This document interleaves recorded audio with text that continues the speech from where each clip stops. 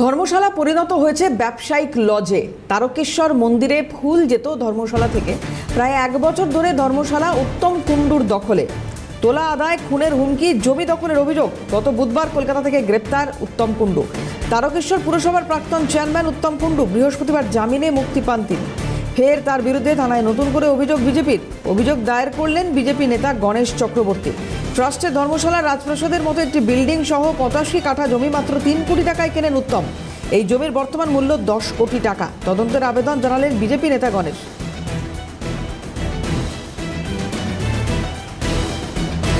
BJP নেতা গণেশ চক্রবর্তী কি বলছেন শুনবো। দেখুন, আমি এই বিষয়ে একটা অভিযোগ জানিয়েছি। এটা জনস্বার্থ মামলা আমি করেছি তারকেশ্বর থানায়। এটা হচ্ছে জয়শ্রী চ্যারিটি ট্রাস্ট। সেই ট্রাস্টের নামে সম্পত্তি আমরা এটুকুন জানি যে এটা বিক্রিযোগ্য নয় বা এটা বিক্রি হওয়ার নয়।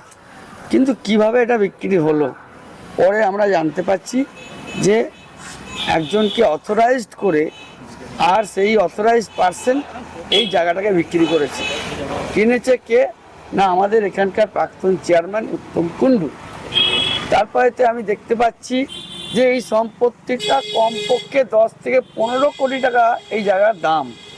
সেই জায়গায় মাত্র 3 কোটি টাকায় বিক্রি হয়েছে। কিভাবে এত এটা এটা এটা হলো? এটা তো সম্পূর্ণ দুর্নীতি হয়েছে।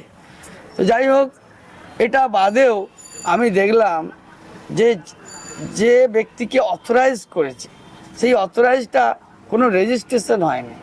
বিনা রেজিস্ট্রেশনে একজন অথরাইজড পার্সন এই জায়গাটা বিক্রি করছে। কত বড় দুর্নীতি এটা একটা ভাবুন। দ্বিতীয় কথা, অথরাইজ করেছে 21 তারিখ আর 15 তারিখের মধ্যে আপনার টাকা দেওয়া হয়ে গেছে। কি করে হলো? অথরাইজ হলো না, তার কাছে টাকা চলে গেল। এই যে অথরাইজ পার্সেন্ট, এই যে কিনেছে হচ্ছে উত্তম কুণ্ডু, আর এখানে অথরাইজ পার্সেন্ট, অথরাইজ যে করেছে এটা কোনো রেজিস্ট্রেশন হয়নি। এর যে টাকাটা লেনদেন হয়েছে সেই টাকার লেনদেনটা আমরা দেখতে পাচ্ছি যে এই যে টাকাগুলো ট্রান্সফার হয়েছে অ্যাকাউন্টে, 4/12 থেকে টাকা লেনদেন শুরু হয়েছে আর 15/10 অবধি টাকা গেছে। মোট টাকা গেছে 3 কোটি টাকা। দেখুন, 3 কোটি টাকা। কিন্তু অথরাইজ হচ্ছে কবে না 21 তারিখে। কতখানি এটা দুর্নীতি এটা বুঝে নিন। বড়বাবু তদন্ত করছেন, উনি বলেছেন ব্যবস্থা নেবেন। বিতাড়িত কর্মী অসীম কোলে কি বলছেন শুনবো।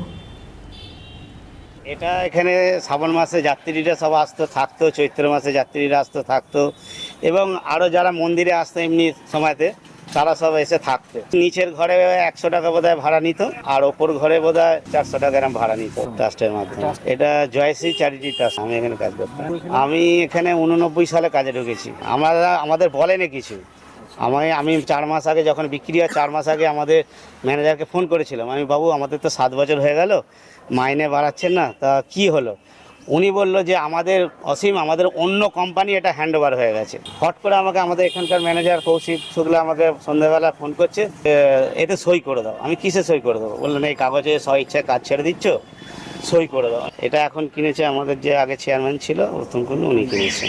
সেটা আমি তো বলতে পারবো না জোর করে কিনেছে কিনা, কিন্তু আমাদের জানায়নি। তারকেশ্বর মন্দিরে এখান থেকে প্রতিদিন ফুল যেত, পুজো হতো। হ্যাঁ, 365 দিন, শীত বর্ষা এমনকি বন্যাতেও আমি গামছা পরে ফুল নিয়ে গেছি তারকেশ্বর মন্দিরে। সব বন্ধ হয়ে গেছে। যার বিরুদ্ধে এত অভিযোগ সেই উত্তম কুণ্ডু কি বলছেন দেখুন।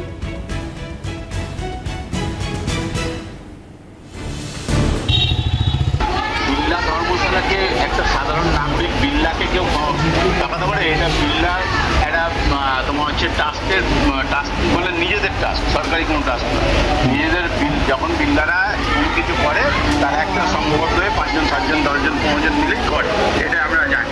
যাই হোক, বিল্লাকে ঠকিয়ে নেওয়া এটা কেউ পারবে না, কারো ক্ষমতা নেই একটা বিল্লাকে ঠকিয়ে সে সম্পত্তি নিয়ে যেতে পারে। এটা গেল 1 নম্বর। দ্বিতীয় নম্বর, সমস্ত যে যারা মানে ওখানকার শেয়ার হোল্ডার তারা সকলে সই করা আমার কাছে কাগজ আছে। শুধু তাই নয়, রেজিস্ট্রেশন যাকে পাওয়ার অফ অ্যাটর্নি দিয়েছে সেটাও রেজিস্ট্রেশন করে দেওয়া আছে। এটা হচ্ছে ঘটনা।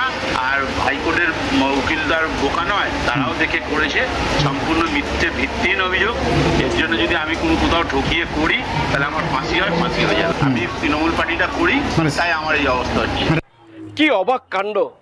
সম্প্রতি এই যে আমরা দেখতে পাচ্ছি যে বিড়লা ধর্মশালা, তার পাশে যোগে গেছে প্যালেস, অর্থাৎ তারকেশ্বর পৌরসভার প্রাক্তন চেয়ারম্যান এই বিড়লা ধর্মশালায় যারা মূলত তীর্থযাত্রী খুব স্বল্প মূল্যে এখানে তারা থাকতেন এবং রেস্ট করতেন, সেই জায়গাটি 10 কোটি টাকার ওপর যেখানে মূল্য এই বিড়লা ধর্মশালা, প্রায় 85 কাঠার ওপর এই জায়গা, সেখানে মাত্র 3 কোটি টাকা দিয়ে তিনি কিনেছেন। পাশাপাশি আরও প্রশ্ন থাকছে, এইটি একটি চ্যারিটি ট্রাস্ট, এই ট্রাস্ট কিভাবে তিনি কিনে নিলেন প্রশ্ন কিন্তু তুলছে এলাকার মানুষ, যেমন তুলছে। এবং বিজেপির তরফ থেকে বিজেপি নেতা গণেশ চক্রবর্তী তিনি অভিযোগ দায়ের করেছেন তারকেশ্বর থানায় এই মর্মে যে কিভাবে তিনি কিনলেন যে একটা ট্রাস্ট যেখানে বাবা তারকনাথ মন্দিরের নিত্য সেবার জন্য প্রত্যেক দিন ফুল যেত। আমরা দেখতে পাচ্ছি গোলাপ ফুল থেকে আরম্ভ করে বিভিন্ন রকমের ফুল এখানে চাষ হতো, সেই ফুল যাওয়াটাও বন্ধ হয়ে গেছে। তার মানে এখন বোঝা যাচ্ছে যে এই প্যালেসকে বাণিজ্যিক হিসাবে খাটাতে চাইছেন এখানকার যিনি প্রাক্তন পৌরপ্রধান ছিলেন উত্তম কুণ্ডু, তার বিরুদ্ধে একাধিক অভিযোগ যেমন উঠে আসছে। অন্যদিকে এই যে বিড়লা ধর্মশালা, এই বিড়লা ধর্মশালাকে নিয়ে শুরু হয়েছে নানান জল্পনা তারকেশ্বর জুড়ে, কারণ আগামী দিন কি হয় সেটাই দেখার।